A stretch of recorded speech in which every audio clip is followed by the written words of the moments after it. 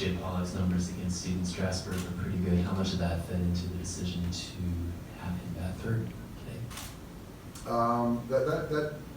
Yeah, that was part of it.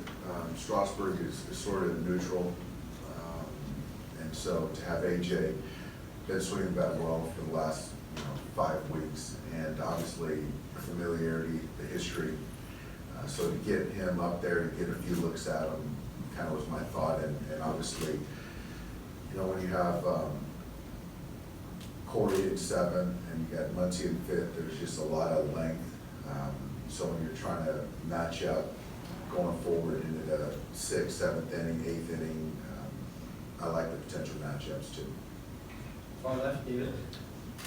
Dave, Gavin Lux was just in here talking about how the organization and everyone here makes the transition easy for them when they come up to the big leagues. Can you speak to that a little bit? Yeah, I think that it starts with a lot of good young players, good guys.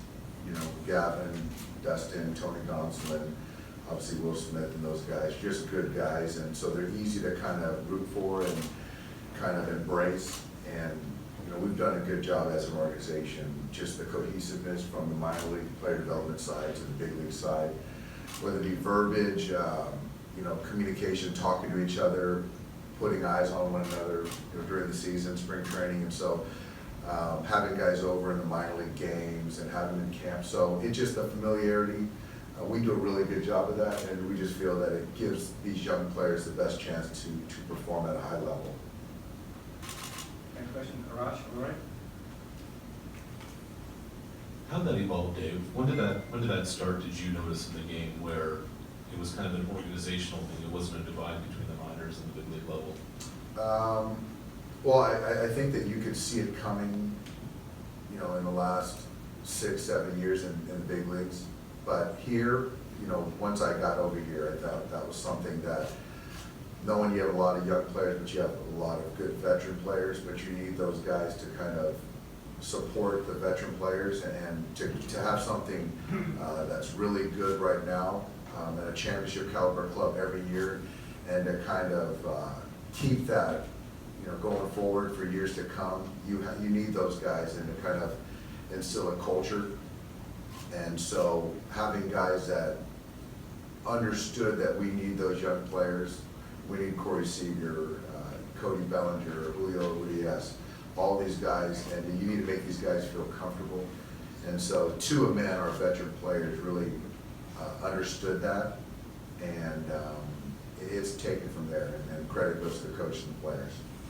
With some of those kids, Justin Turner was saying yesterday that when, a couple of years ago you get called up to the big leagues, there's all this analytics, all this information, it was kind of overwhelming for them.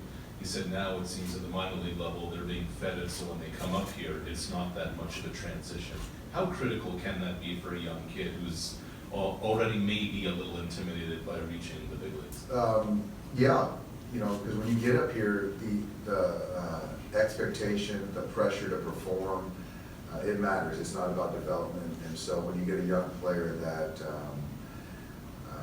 is familiar with a lot of the things that we do in an organization, and sometimes more versed than the big league players are, it makes the transition much easier. And I think just the guys that we get from scouting, to identify players, and our minor league outfield coordinator, Terry Brock, told me, he goes, we want SAT players, smart, athletic, and tough. So we have a lot of SAT players. And so, but to have those type of players and have that intelligence, they can handle a lot. Bill and Milton.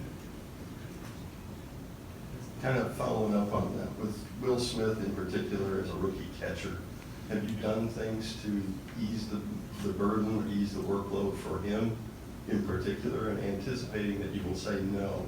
Why do you think he's able to handle that position at such a young age? I think, we've put a lot on his plate. I think the one thing that we have done is monitored his workload and appreciating that this is the most baseball he's ever played. So you look at September, he shared a lot of the duties with Russ. That's one thing, as opposed to just kind of jumping in there with both feet on the workload side of things. But I think that obviously his upbringing, he's a baseball rat. Obviously college, I'm sure, had something to do with that. But just intelligence, he's an intelligent young man, so he has just a way of kind of deciphering between what he can and can't use. But I think we do a good job of not giving him too much and understanding, what he can and can't handle. Larry in front. Hey, Doc. Hey there.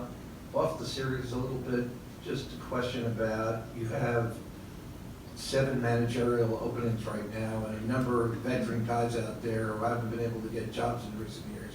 Do you think it's going to start coming back around where these guys are going to start getting jobs again back in the major leagues, or not? Is the trend to younger managers going to continue?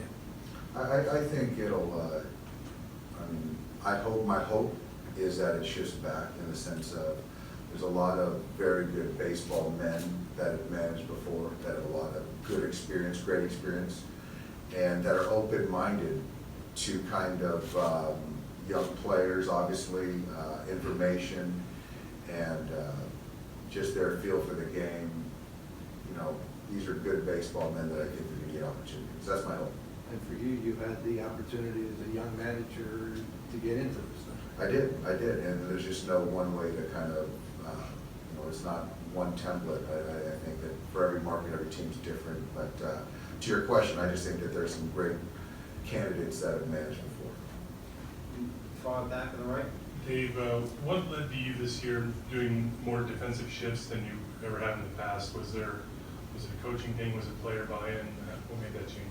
I think it was, we've got a very good R&D department, and so for those guys to present information to the coaches and our coaches to look through it, poke holes in it, and to buy into it, and then to sell it to the players, which we've done, and each year we've been a little bit more aggressive.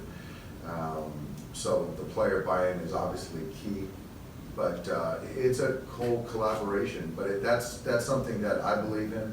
If it makes sense, obviously given a certain situation, and the shifting, a lot of times, the ones that do get through those 22 hoppers, those are the ones that are forefront of mind, and the 110-mile-an-hour ball in the 6-hole is forgotten, is lost. But I think that, as an organization, we understand that, and again, the player buy-in is huge, but yeah, we do a pretty good job of converting balls into play in the house. JP in the middle. Dave, we saw Julio get up in the bullpen a little bit yesterday. Didn't come in, but I'm just wondering, what is the ideal Julio situation in your mind? Is there a specific portion of the lineup, a specific hitter, a specific situation?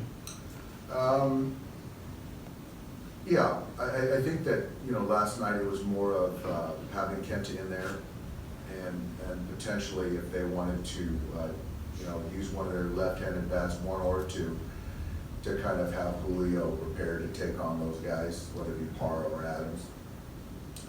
But it's not like we see Julio as a lefty killer. We see him getting lefties, righties out. So that's kind of it. And that's the good thing about Julio, is that there's no one part of the order that I feel that he has to pitch in to have success. But in that spot right there, it was more of just kind of being prepared to counter anything that David decided to do. Straight in the back, Adam. Dave, what impressed you most about Ryu's season this year beyond the really good ERA? And I know it's not a strict pairing with Russell Martin, but is there something about that relationship this year that worked for those two together? Rue, healthy, really, so he's been healthy, just making pitches, really consistent all year, our most consistent pitcher, obviously, all season long. As far as Russell, I don't know the answer. I do know the numbers, and I know that there's a comfort level, and there's something to, when you talk to pitchers, that there's a certain target back there, a feeling, a visual that makes you feel like you can command a pitch or make a pitch, and you can't quantify it, but there's something that is tangible, and we're going to do whatever we can to put Hyun-Jin in the best position to have success. Take one more down here in front.